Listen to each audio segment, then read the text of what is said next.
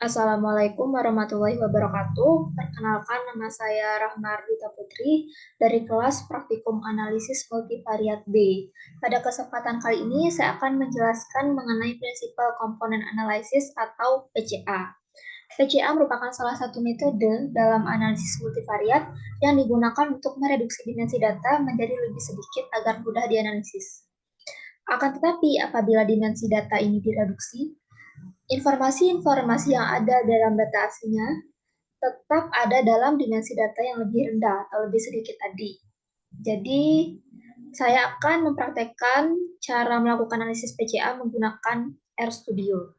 Yang pertama adalah mengaktifkan library Red Excel agar kita bisa mengimport data Excel. Ini saya akan mengimport data Excel. Data Excelnya bernama data faktor penyebab kemiskinan NTB. Untuk melihat datanya tersebut, saya akan menampilkannya dengan menggunakan sintaks view.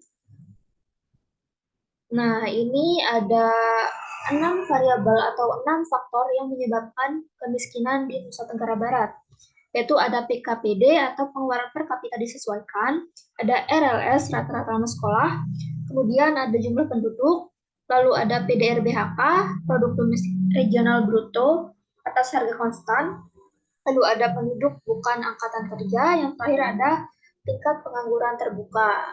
Lalu kita balik lagi. Yang pertama yang harus kita lakukan setelah mengimport data adalah melakukan standarisasi data. Nah, untuk melakukan standarisasi data ini menggunakan fungsi scale dengan data yang digunakan adalah data yang sudah diimport tadi. Ini merupakan hasil standarisasi tadi menjadi bentuk normal baku. Jadi untuk standarisasi data ini berguna agar semua variabel-variabel itu memiliki bobot yang sama dalam pembentukan prinsipal komponen. Karena variabel-variabel pada data itu yang tadi ini memiliki satuan yang berbeda-beda. Yang variabel ini PKPD memiliki satuan Rp1.000, yang RLS ini tahun, jumlah penduduk ini jiwa, PDRBHK ini ribuan rupiah, ini penduduk bukan angkatan kerja jiwa, dan tingkat pengangguran terbuka ini persen. Kemudian kita mencari matriks seragam-peragam atau matriks covariance dengan fungsi cov. Dan data yang digunakan adalah data yang telah diimport tadi. Untuk menampilkan matriks covariance-nya, kita akan melakukan peran yang ini, data covariance. Nah, ini merupakan matriks variance covariance-nya yang akan kita gunakan untuk mencari nilai eigen dan vektor eigen. Untuk mencari nilai eigen dan vektor eigen, kita menggunakan fungsi eigen. Dan data yang digunakan adalah data covariance yang sudah dicari sebelumnya. Nah, untuk output data eigen ini ada dua, yaitu eigen values atau nilai eigen dan vektor eigen. Selanjutnya, kita melakukan analisis komponen utama menggunakan fungsi PRCOM. Dengan X adalah data yang digunakan, yaitu data faktor penyebab kemiskinan NTB, scale true, dan center true. Ini bertujuan agar data penyebab kemiskinan NTB ini langsung distandarisasikan. Kemudian kita akan membuat script plotnya. Script plotnya menggunakan data PCA, yaitu yang ini. Kemudian types-nya lines, ini lines. Kemudian NPCS-nya 6. NPCS 6 ini artinya yang ada di sumbu X ini. Karena kan tadi kita mempunyai 6 variabel-variabel atau 6 faktor. Jadinya sumbu X-nya ada 6, NPCS-nya 6. Min-nya script plot atau judulnya script plot. Untuk sintaks yang ini berguna untuk membuat garis pada grafik yang sudah kita buat sebelumnya. Seperti ini. Kemudian legend, untuk kita menambahkan legend pada grafik. Nah, jadi untuk legend grafiknya, ini berada di center, namanya eigenvalue 1, colornya orange.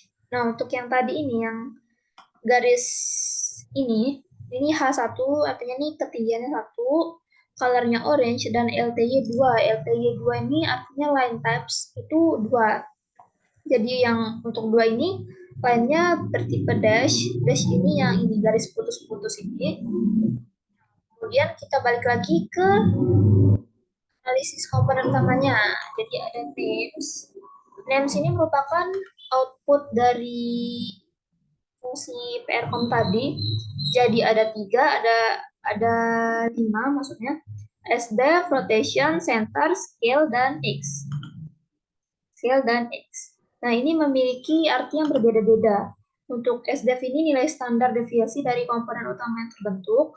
Lalu rotation itu vektor eigen yang dijadikan koefisien masing-masing variabel dalam membentuk komponen utama.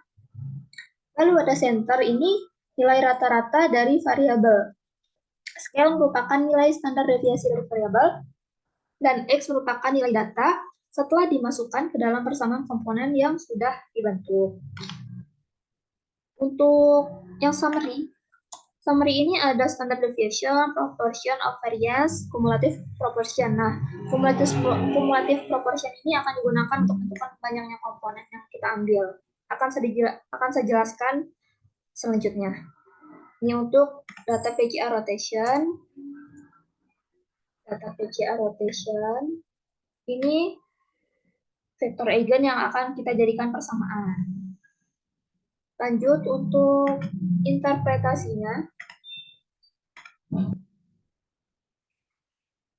Yang pertama itu menentukan banyaknya komponen utama yang diambil atau yang terbentuk.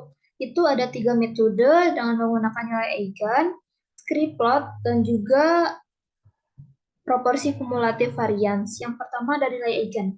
Nilai eigen yang diambil ini yang memiliki nilai eigen lebih dari 1.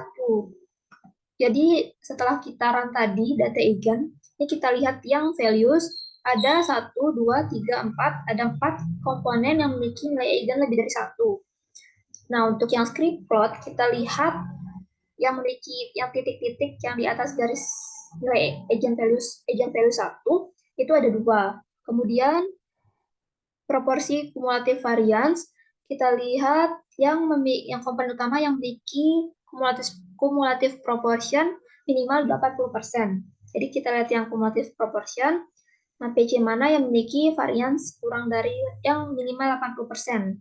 Jadi ada sampai PC2 itu udah bisa menangkap 80,20 atau 80,20% variance data aslinya. Jadi dari nilai eigen ini terbentuk 4 komponen, dari script plot terbentuk 2 komponen, dari proporsi kumulatif variance terbentuk 2 komponen. Jadi yang kita ambil itu yang 2 komponen. Kemudian ada persamaan komponen utama. Persamaan komponen utama ini kita peroleh dari yang rotation tadi. Data PCA dollar rotation. Nah, yang terbentuk itu ada komponen utama pertama yaitu min 0,342 X1 kurang 0,457 X2 tambah 0,438 X3 min 0,4 X4 tambah 0,404 X5 minus 0,397 X6. Dan komponen utama yang kedua ada 0,514 X1 tambah 0,047 X2 tambah 0,466 X3 tambah 0,043 X4 tambah 0,516 X5 tambah 0,498 X6.